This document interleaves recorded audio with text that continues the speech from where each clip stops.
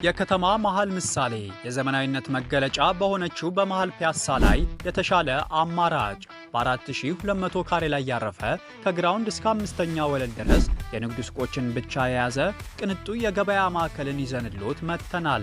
በአድዋ 00 ሙዚየም ፊት ለፊት ወይንም ሀገር ፍቅር ቲያትር አጠገብ በድጋሚ የማይገኝ ያለምንም ወለድ ጭማሪ በኢትዮጵያ ብር ብቻ የሚዋዋሉበት ቢፈልጉት ነግደው ቢያሻው አከራይተው የሚያተርፉበት ለሁሉም አይነት ንግድ የሚሆኑ ከ900 ሺህ ብር ቅድመ ክፍያ በጠቅላላ ዋጋ 3,900,000 ብር ጀምሮ እስከ 10% በሚደርስ እውነተኛ ቅናሽ የሱቅ ባለቤት ይሁኑ። ቴምር ሪል ስቴቶች ነን። እኛ ጋር ሁሉም አለ።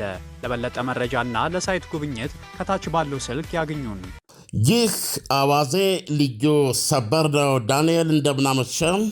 እንዴት አመሻህ አለም? ምሽቱን ኢራን የበቀል ሚሳኤል ሩምታዎች ተኩሳለች።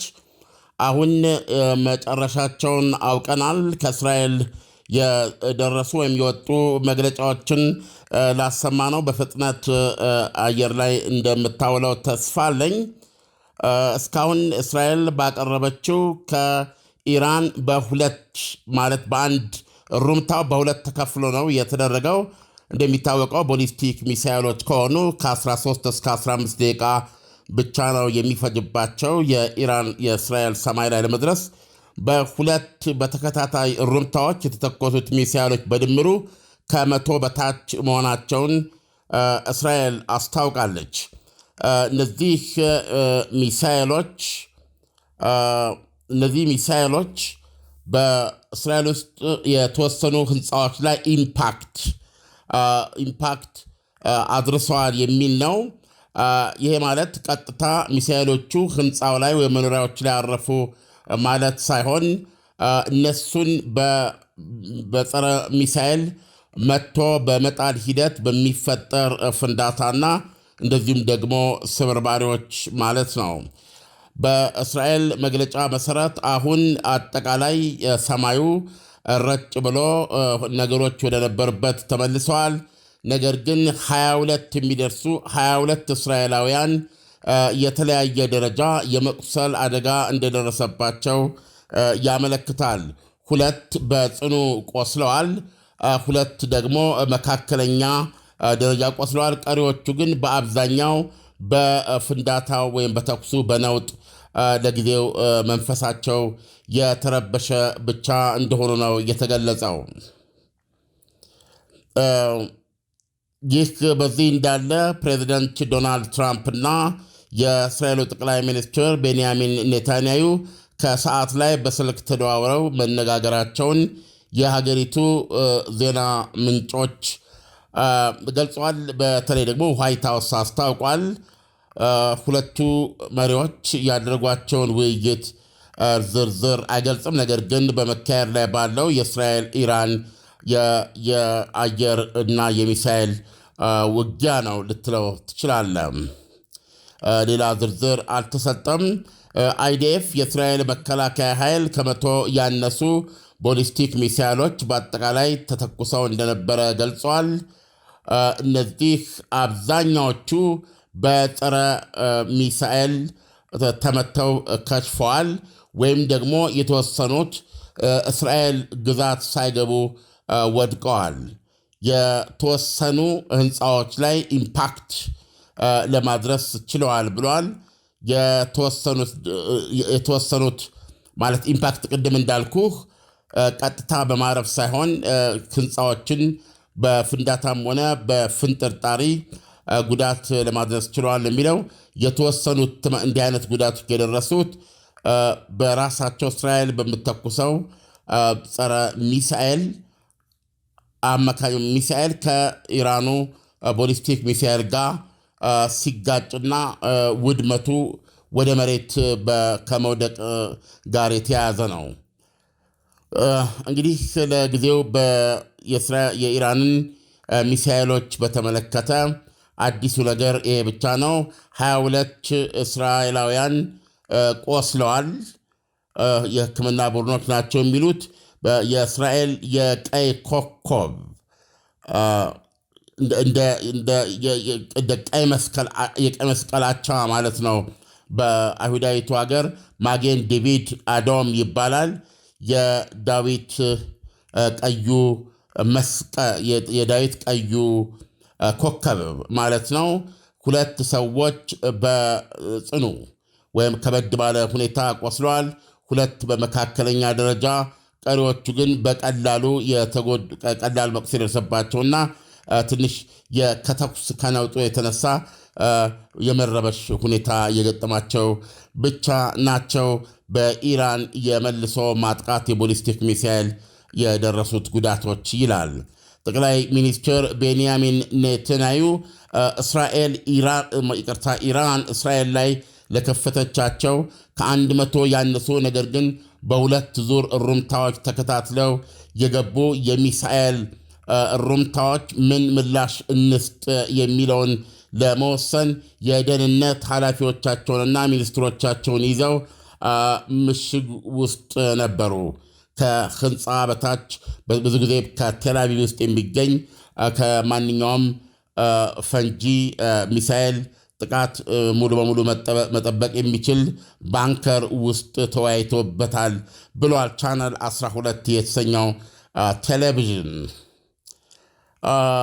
እንግዲህ ዳኒ አንዳንድ ጥያቄዎችን ብታነሳ እግረ መንገድ ሌሎችን ለማየት ያስችለኛል።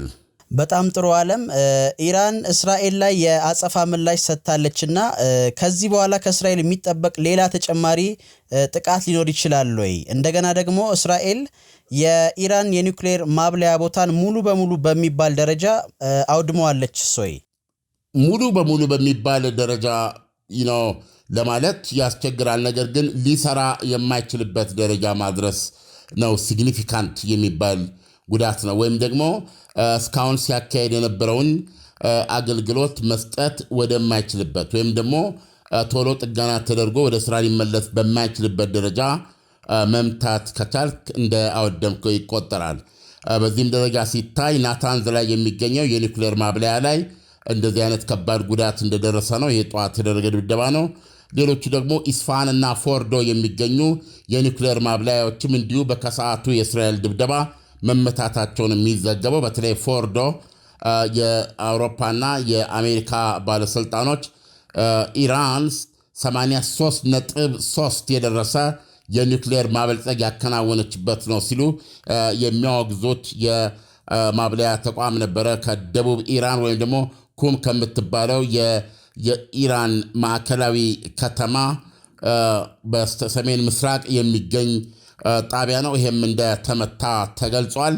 ሪሊ የእስራኤል ወደ 200 የሚደርሱ የጦር ጀቶች በምልልስ ያላቋረጠ ድብደባን ያደረጉት በተለይ በምዕራባዊ የሀገሪቱ ክፍል። ስለዚህ ጥያቄ ለመመለስ ያክል በተለይ በዚህ በናታንዝ ላይ የደረሰው ጉዳት ከባድ መሆኑን የሚያሳዩ የሳተላይት ምስሎችም ወጥተዋል።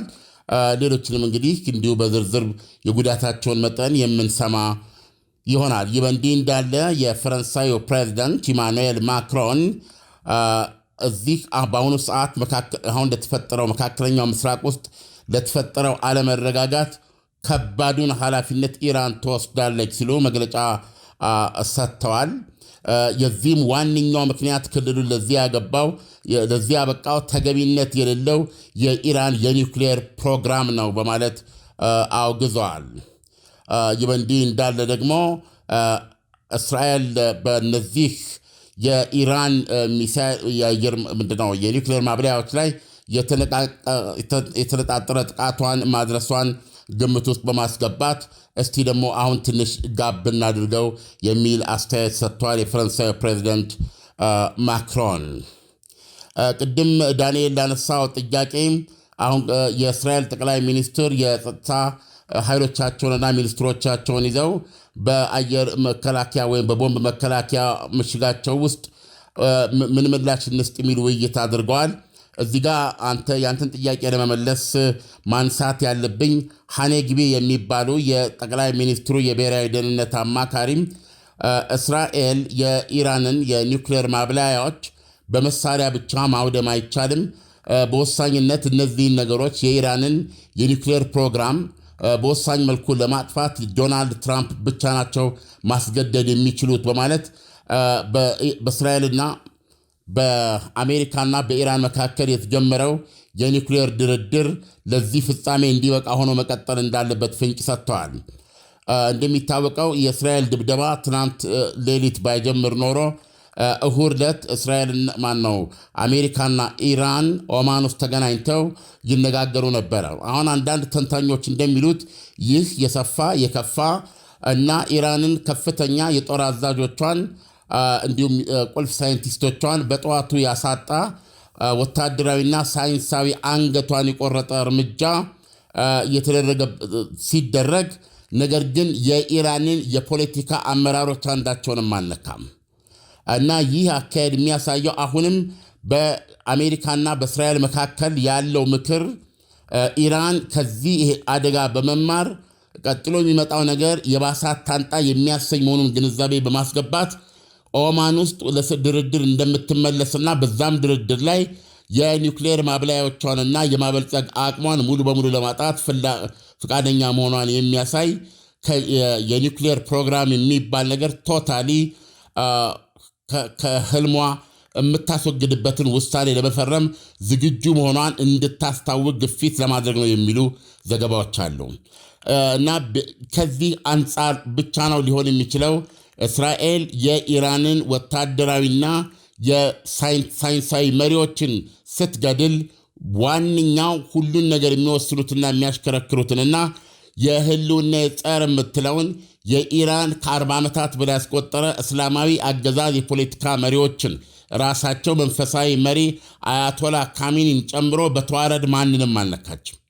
ይሄ የሆነበት ዋነኛው ምክንያት ኢራን ሁኔታዎችን እሳቱን ከዚህ አይታም ይሄ ጉዳይ በሰላማዊ መንገድ ቢያልቅና ቆማ እንዲፈርስ እንዲወድም ብታስደርግ ብትፈራረም አንደኛ ምትጠቀማለች፣ የማዕቀቡ ይነሳላታል፣ ዲፕሎማሲያዊ ግንኙነቷ ይቀጥላል፣ ከመነጠል ነፃ ወጥታ ስርዓቱን በራሱ መንገድ መቀጠል ይችላል ነው። ነገር ግን አሁን የደረሰውን እሳት አይታ በቀጥታ ለአሜሪካ ኦኬ ሁሉን ነገር በድርድር ለመፈጸም ዝግጁ ነኝ የሚል መልእክት እንድታስተላልፍ እየጠበቁ ነው ተብሎ ማሰብ ይቻላል። ዳንኤል እውነቴን ነው። አለበለዛ እስራኤል የኢራንን የፖለቲካ መሪዎች በይፋ እነሱን አልገድልም ብላ መግለጫ መስጠቷ ሪሊ ትርጉም አይሰጥም። ከጀርባው ያለው መልእክት እድሉ አላችሁ፣ በህይወት አላችሁ። ስለዚህ ይህንን በመቀበል ተቋሞቻችሁን፣ አገራችሁን ፕላስ ደግሞ አገዛዛችሁንም ለማዳን እድል ተሰጥቷቸዋል፣ የመጨረሻ እድል። ስለዚህ ይህን እድል እንደምትጠቀሙ አሳውቁና የኛም ድብደባ በዚህ ይቁም፣ እናንተም ይህንን በሰላም መንገድ ለማስወገድ ተስማሙ የሚል አካሄድ እንዳለው ግልጽ ነው። ይሁንና ኢራን ይህንን ከማድረግ ወይም ደግሞ የተጠበቀውን መልእክት ለአሜሪካ ከማስተላለፍ ይልቅ የመረጠችው መንገድ የኢራኑ መንፈሳዊ መሪ እስራኤልን እንዲህ እየተኮሽ ሮጠሽ የምትወጭበት ሁኔታ አይኖርም፣ ትቃጣያለሽ በሚል የኤክስ ገጽ መልእክታቸውን የሚያረጋግጥ ወይም ደግሞ የደገፈ ወደ 100 የሚደርስ በሁለቱ ዙር የተተኮሰ ቦሊስቲክ ሚሳኤል እስራኤል ውስጥ ገብቶ በተወሰኑ ህንፃዎች ላይ ጉዳት ለማድረስና ወደ 22 የሚጠጉ የእስራኤል ዜጎችን ቀላል፣ መካከለኛና ሁለቱን ደግሞ ከባድ የሚባል የመቁሰል አደጋ ለማድረስ ችሏል። ከዚህ በመነሳት እስራኤል በአሁኑ ሰዓት ለዚህ ምን ምላሽ እንስጥ የሚለው ለመወሰን በውይይት ላይ ናቸው። ባንከር ውስጥ ምናልባት የፖለቲካ መሪዎችን አንገድልም የሚለው የብሔራዊ ደህንነት አማካሪው ሐኔግቢ መግለጫ የተሰጠው ከኢራን የሚሳኤል የበቀል እርምጃ በፊት ስለሆነ ምናልባት ይህ የሚሳኤል እሩምታ የበቀል እርምጃ ሁኔታዎችን ለውጦ የኢራን የፖለቲካ መሪዎችም ምናልባት በዚህ ሌሊት ለአደጋ ሊጋለጡ ይችላሉ ብሎ ማሰብ ይቻላል። ዳንኤል ዓለም ከዚህ በኋላ ኢራን የድርድር ሐሳቡን የማትቀበል ከሆነ ከእስራኤል የሚጣቃባት ጥቃት ተባብሶ ሊቀጥል ይችላል ማለት ነው። የፕሬዚደንት ዶናልድ ትራምፕ ያወጡት መግለጫ በጣም ግልጽ ነበረ። አስጠነቀቅኳችሁ፣ ለመንኳችሁ፣ እባካችሁ ተስማሙ ብዬ 60 ቀን ሰጠኋችሁ፣ አልሰማችሁኝም። አሁን 61ኛ ቀን ነው። የደረሰባችሁ ከባድ ነው። ያኔ ያስጠነቀቅናቸው የነገርናቸው ባለስልጣኖች ዛሬ በህይወት የሉም ብለዋል። አንደኛ ይህንን ሲጠቅሱ የኢራን ቁጥር 1 ቶፕ ጄኔራል የኢራን እስላማዊ አብዮታዊ ዘብ ሊቀመንበር ሌተና ጄኔራል ሆሴን ሳላሚ የሉም በሕይወት። የሀገሪቱ ኤታማጆር ሹም ሙሐመድ ቤጋሪ ሜጀር ጄኔራል ናቸው፣ የሉም በሕይወት። የሀገሪቱ የአየር ኃይል አዛዥ ስማቸውን አላስኩትም፣ የሉም በሕይወት። የራሳቸው የመንፈሳዊ መሪ አሊ ካሚኒ የብሔራዊ ደህንነት አማካሪ ቁስለኛ ናቸው። ከዛ በፊት ለ10 ዓመታት የእሳቸው አማካሪ የነበሩ በጣም ቁልፍ እና በአሁኑ ሰዓትም በዲፕሎማሲያዊ ሰርክል ከፍተኛ ትኩረት የሚሰጣቸው ሰው አምሶሪ ስማቸውን ባለፈው ዘገባ ላይ ጠቅሻለሁ፣ ተገድለዋል። 6 የኢራን ምርጥ ሳይንቲስቶች በሕይወት የሉም። የኒውክሌር ሳይንቲስቶች ናቸው። ናታንዝ ላይ በሺዎች የሚቆጠሩ የኒውክሌር ማብለያ ሴንተርፊውጅ የሚባሉ ያሉበት ነው። እነሱ ወድመዋል። ፎርድ በ100 ሜትር ጥልቀት ውስጥ የሚገኝ የኒውክሌር ማብለያ ነው፣ እሱ ተመቷል። ኢስፋሃን ላይ የኒውክሌር ማብለያ ነው፣ እሱ ተመቷል። ሌሎች ወታደራዊ ዓላማዎች ተመተዋል። የባለሥልጣኖች መኖሪያ ሕንፃዎች ቴሄራን ውስጥ ተመተዋል። እነዚህ ሁሉ ተደርገው ዶናልድ ትራምፕ ያሉት እኛ የሰጠነው ማስጠንቀቂያ ዓላማ ይሄ ነበረ። ልብ አድርጉ፣ በዚህ ምድር አሜሪካ ናት እጅግ ምርጥና ደምሳሽ መሳሪያዎች የምትሰራ። የዚህ መሳሪያ ደግሞ ከፍተኛ መጠን ያለው ኢራን አላት። ኢራን እነዚህን የአሜሪካ ደምሳሽ መሳሪያዎች እንዴት እንደምትጠቀም በሚገባ የምታውቅ ሀገር ናት የሚል መግለጫ ነው የሰጡት። ስለዚህ የእሳቸውን ቃል ነው የምጠቅሰው። ያለፈውን ተዉት፣ የሚመጣው ነው የሚከፋው፣ የሚመጣው ነው የሚብሰው። ስለዚህ ትንሽ በዚህ ባለችን ጊዜ ወደ ድርድሩ እንመለስ የሚል መልእክት ነበር ያስተላልፉት። በሱ ላይ ነው የእስራኤሉ ጠቅላይ ሚኒስትር የብሔራዊ ደህንነት አማካሪ ሃኔግቢ እስራኤል የኢራንን የፖለቲካ መሪዎች አትገድልም ብለው መግለጫ የሰጡት። ከዚህ መግለጫ በኋላ ግን የተከተለው አሜሪካ የጠበቀችውን ምላሽ አይደለም ያገኘችው፣ እስራኤልም የጠበቀችውን ምላሽ አይደለም ያገኘችው። ኢራኖች ወደ 100 ገደማ የተጠጋ የቦሊስቲክ ሚሳይል በበቀል ተኩሰዋል። በአሁኑ ሰዓት የእስራኤሉ ጠቅላይ ሚኒስትር ጨምረው ቁልፍ የእስራኤል የደህንነት ሰዎችና ሚኒስትሮች ካቢኔ አባላት ኢራን ለተኮሰቻቸው እሩምታዎች ምን ምላሽ እንስጥ በሚለው ላይ እየተወያዩ ነው የሚገኙት ዳንኤል። እና ከዚህ አንጻር ነገሮች እንደገና ሊለውጡና መመለስ ኖ ፖይንት ኦፍ ሪተርን መመለስ ወደማይችልበት ነጥብ ይገባል ብዬ እጠብቃለሁ። ዓለም የመጨረሻ ጥያቄ፣ ኢራን ለተገደሉባት ከፍተኛ የጦር ባለስልጣኖች በቀል ለመመለስ ምናልባት እስራኤል ላይ ተመሳሳይ ጥቃት ልትፈጽም አትችልም ወይ? ኢራን እስከምናውቀው ድረስ በተደጋጋሚ እንዳየነው፣ ዛሬም በተግባር እንዳየነው እስራኤል ላይ ለመበቀል የሚያስችላት ብቸኛ መሳሪያ እውነቱን ለመናገር ቦሊስቲክ ሚሳይሎቿ ብቻ ናቸው። ቦሊስቲክ ሚሳይሎቿ ደግሞ እንዳልኩህ ኢላማቸው ላይ ተነጣጥረው የሚመጡና በ200 እና በ300 ሜትር ዙሪያ ገባ ማረፍ የሚችሉ ናቸው። ያን ያህል ፕሪሳይስ አይደሉም። ከዚህ ውጪ እስካሁን ባደረገቻቸው የመልሶ ማጥቃት እርምጃዎች ኢራን ተጠቅማ አታውቅም። ሌላው የምትጠቀምበት ክሩዝ ሚሳይል እና የሰው አልባ የምንላቸው ናቸው። አሁን ከዚህ በፊት የተኮሰችው 100 ገደማ ሰው አልቦች አብዛኛው ከእስራኤል ድንበር ውጭ ነው ተመተው የወደቁት። እስራኤል የገቡትም በተመተው መውደቃቸውን ሰምተናል። ምን ለማለት ፈልጌ ነው? የኢራን ቦሊስቲክ ሚሳይሎች የጦር ጫፋቸውን እንደያዙ ብዙ ሰው የሚኖርበት አካባቢ ወይም ደግሞ የወታደራዊ የአየር ሰፈሮች የመሳሰሉት ላይ በቀጥታ ማረፍ ከቻሉ ግን ቀላል የማይባል ጉዳት ያደርሳሉ። ለምሳሌ የአየር ኃይል ጦር ሰፈሮች ውስጥ ቢያርፉ ምናልባት የጦር ጀቶች የተቀመጡባቸው ቦታዎች ከሆኑ እዛ አካባቢ ያለውን የጦር ጀት ምሽክ አድርጎ የማውደም አቅም አላቸው። ከዚህ አንጻር ከእስራኤል በኩል እንዲህ ዓይነት ጉዳት ስለመድረሱ እየሰማን አይደለም። ነገር ግን እስራኤል ደግሞ በአንጻሩ ብዙ ኦፕሽን አላት። አንደኛ የአየር ድብደባው እንደተመለከትከው ነው። ሁለተኛ ሞሳድ ራሱ እዛው ኢራን ውስጥ የሰው አልቦች መተኮሻ ጣቢያ አዘጋጅቶ እና ሰው አልቦችን አስርጎ በማስገባት በርካታ መኪና ላይ የተደገኑ ወደ እስራኤል ሊተኮሱ የታቀዱ ሚሳይሎችን ሲደበደብ የሚያሳይ በቪዲዮ የተደገፈ መግለጫ ነው ያወጣው። ይህ ብቻ አይደለም። ከዚህ ቀደም የሐማሱን መንፈሳዊ መሪ እስማኤል ሐኒየን ኢራን ጥብቅ በሆነ ቦታ የፕሬዝደንቷ ምረቃ ጊዜ ለደህንነታቸው ዋስትና የሚሰጥ ነው ብላ ያመነችበት እና በእስላማዊ ቤታዊ ዘቡ የሚጠበቅ ቀዬ ውስጥ የሰጠቻቸው ማረፊያ ቤት ውስጥ ነው አልጋ ስራቸው በተጠመደ ፈንጂ ተገድለው ሊሞቱ የቻሉት። ምን ለማለት ፈልጌ ነው? እስራኤል የተለያዩ መንገዶችን ትጠቀማለች። በኢራን በኩል ግን እስካሁን የምናውቀው ከዚህ ከ1000 ኪሎ ሜትሮች ላይ የተነጣጥሮ የሚተኮስ የሚሳኤል ሩምታና የሰው አልቦች ወጀብ ብቻ ነው እና ከዚህ አንጻር የእስራኤል አመራሮችን ዲካፒቴት ለማድረግ ወይም ደግሞ ጠቅላይ ሚኒስትሩን ጀምሮ ሌሎቹ ላይ ለማነጣጠር አሁንም ያላት መንገድ ይሄ ነው። ከውስጥ በእስራኤል ግዛት ውስጥ የምታካሄደው የራሷ የተለየ የስለላ ወይም ደግሞ የአሻጥር የኦፕሬሽን እንቅስቃሴዎች እስካሁን ድረስ አልታዩም። ዳንኤል ዓለም ለትንታኔው በጣም አመሰግናለሁ። ምናልባት ሌሊቱን ሰበር ዜናዎች ካሉ ተመልሰን የምንገናኝ ይሆናል። መልካም ምሽት ይሁንልህ። ለአድማጮች ቃል እገባላቸዋለሁ። በእርግጥ ከፍተኛ ድካም እየተሰማኝ ነው፣ ግን እውነቱን ለመናገር አንተኛም። በተቻለ መጠን መረጃ ለመስጠት እንሞክራለን።